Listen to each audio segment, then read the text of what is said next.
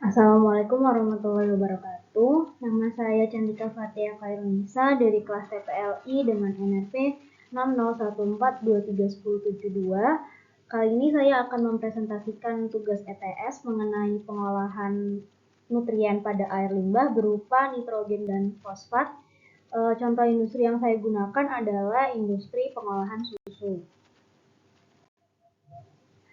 Diawali dengan diagram alir proses produksi pada industri pengolahan susu.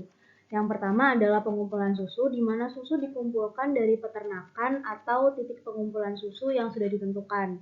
Kemudian akan diterima di lahan penerimaan, di mana pada lahan penerimaan ini ada potensi air limbah yang timbul, yaitu raw milk waste atau susu buangan.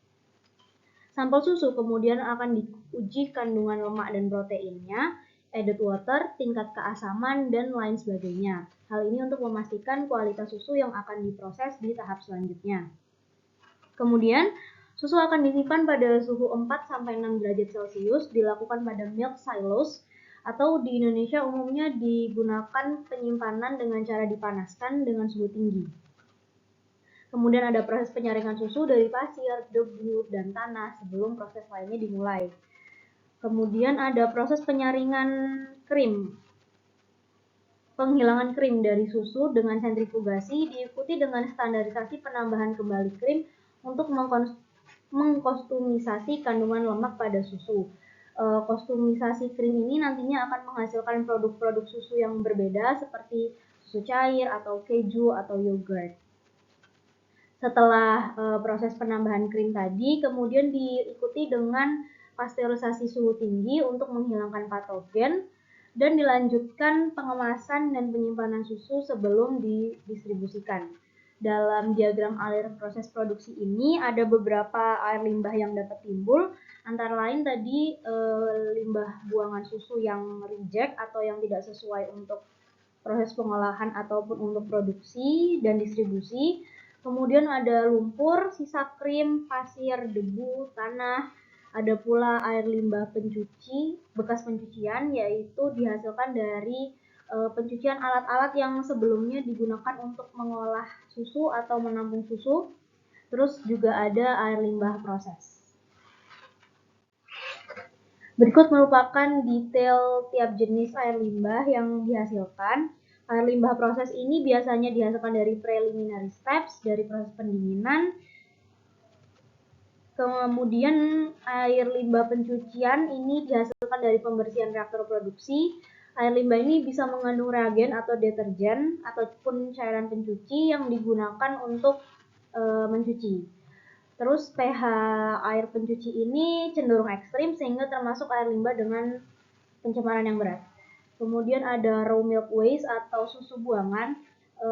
Komposisi susu buangan ini menyumbang 90% dari beban organik limbah pengolahan susu dan merupakan sumber utama limbah cair di industri pengolahan susu. Kemudian ada lumpur yang dihasilkan dari proses pemisahan atau clarification antara krim dan susu ataupun pada saat proses penyaringan. Lumpur ini juga merupakan limbah yang paling tercemar yang dihasilkan dari industri pengolahan susu. Kemudian ada karakteristik dari air limbah industri susu yang dihasilkan, contohnya ini di PT Indolacto Sukabumi, di mana pada tabel ini dapat dilihat bahwa pH-nya cenderung ekstrim karena pada tugas ini difokuskan pada kontaminan nutrien yaitu total nitrogen dan fosfat. Dapat dilihat bahwa di tabel tersebut total nitrogennya termasuk rendah, sedangkan total fosfor atau fosfatnya sangat tinggi yaitu di influen pengolahan 49,1. Kemudian ada juga karakteristik air limbah yang dikumpulkan dari beberapa literatur. Dari sini dapat dilihat bahwa karakteristik air limbah dari industri susu itu juga bergantung pada tipe pengolahan ataupun produk yang akan dihasilkan.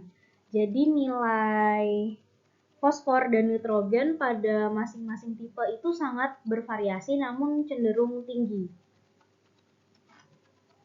Nilai nitrogen dan fosfor ini selain bergantung pada jenis produk, jenis pengolahan, juga dapat bergantung pada jenis prosedur pencucian yang dilakukan oleh industri. Karena total fosfor atau fosfat ini umumnya dihasilkan dari air limbah pencucian yang mengandung detergen.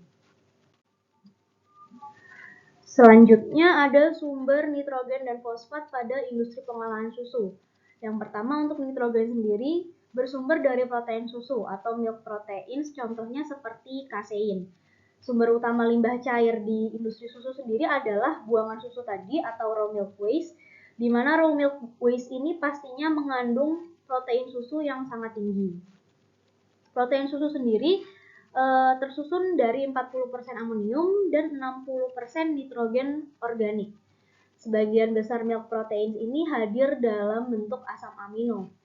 Selain milk protein tadi dan asam amino, senyawa nitrogen lain yang bisa jadi terkandung dalam air limbah industri susu itu ada urea, uric acid, NH4+, NO2- dan NO3- atau nitrat-nitrit. Kemudian untuk fosfat, fosfat ini utamanya bersumber dari air limbah bekas pencucian yang mengandung deterjen dan cairan pencuci dengan kandungan H3PO4. Fosfat ini terdapat dalam bentuk inorganik seperti polifosfat dan ortofosfat. Namun ada beberapa fosfat juga yang ditemukan dalam bentuk organik. Kemudian untuk konsentrasi N dan P di air limbah industri pengolahan susu ini, menurut Goronzi itu dari 1% susu yang terkandung pada air limbah menghasilkan 12 mg per liter fosfat dan 55 mg per liter nitrogen.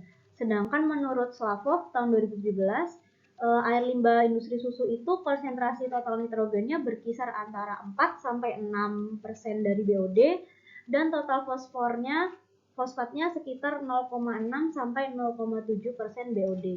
Dari kedua data ini dapat dilihat bahwa persentase total nitrogen jauh lebih tinggi dibandingkan total fosfat. Hal ini dikarenakan komposisi air limbah sendiri itu sebagian besar dihasilkan dari susu buangan tadi yang mengandung protein yang sangat tinggi. Total nitrogen dan total fosfat ini merupakan pencemar yang dapat meningkatkan resiko eutrofikasi pada badan air penerima.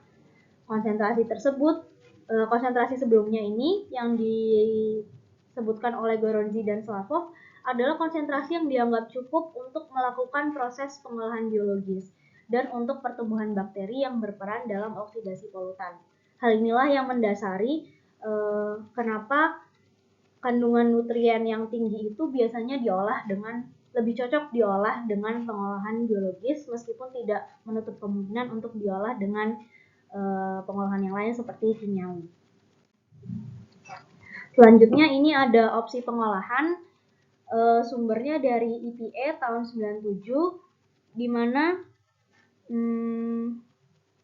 seperti yang disebutkan tadi, karena kandungan organiknya tinggi dan total nitrogen dan total fosfat yang tinggi, air limbah pengolahan susu memenuhi kebutuhan nutrien untuk pengolahan biologis, yaitu dengan rasio C banding N banding P 200 banding 3,5 banding 1. Untuk khusus nutrient removal, pengolahan yang sesuai adalah dengan combine proses, yaitu dengan dilewati proses anaerobik dan aerobik.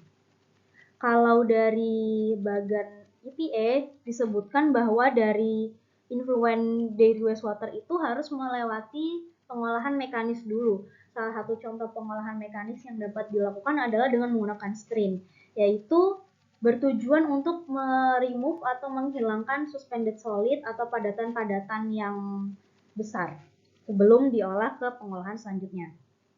Selanjutnya ada proses atau pengolahan fisikimia, yaitu bertujuan untuk meremove fat oil grease atau minyak dan lemak yang terkandung pada air limbah susu, di mana fat oil grease ini juga menyumbang polutan yang cukup besar. Selain meremove fat oil grease, minyak dan lemak, juga meremove kolloid pada susu. Contoh Unit yang dapat digunakan pada proses fisik kimia ini adalah DAF dan koagulasi flokulasi. Proses removal minyak dan lemak serta koloid ini bertujuan untuk meningkatkan efisiensi proses di tahap selanjutnya karena lemak merupakan salah satu inhibitor pada unit pengolahan selanjutnya. Dilanjutkan dari proses fisik kimia adalah proses kimia, yaitu sama seperti koagulasi flokulasi tadi dengan penambahan bahan kimia. Lalu masuk ke proses biologis, yaitu yang pertama akan melewati proses biological anaerobik. Dalam hal ini biological anaerobik ini lebih menghilangkan polutan dengan kadar karbon yang tinggi atau polutan dengan nilai COD yang tinggi, dan proses anaerobik ini memiliki efisiensi yang juga tinggi untuk beban air limbah dengan konsentrasi tinggi. Contoh unit yang dapat digunakan adalah UASD, EGSB, ataupun anaerobic filter. Setelah melewati proses anaerobik, kemungkinan besar konsentrasi COD pada polutan sudah cukup rendah. Namun pada proses anaerobik ini nutrien removalnya kurang efektif karena proses anaerobik lebih menekankan pada removal kontaminan dengan yang mengandung karbon. Oleh karena itu, dari proses anaerobik ini dilanjutkan dengan proses aerobik, di mana proses aerobik ini dilakukan dengan aerasi untuk meremove nutrien dan fosfat dengan melewati proses denitrifikasi, di mana nitrat yang terkandung pada air limbah akan diubah menjadi nitrogen. Kemudian baru air limbah tersebut diuji kembali untuk efluennya dan dapat dibuang ke badan air apabila sudah memenuhi baku mutu badan air kelas yang telah ditentukan. Selanjutnya untuk baku mutu air limbah sendiri di Indonesia sudah ada untuk industri pengolahan susu, namun dibagi dua, yaitu untuk susu dasar dan susu terpadu. Pada baku mutu tersebut ada parameter NH3N atau nitrogen amonia, yaitu sebesar 10 mg per liter. Namun tidak terdapat baku mutu untuk fosfat. Berikut adalah daftar pustaka yang digunakan dalam presentasi ini.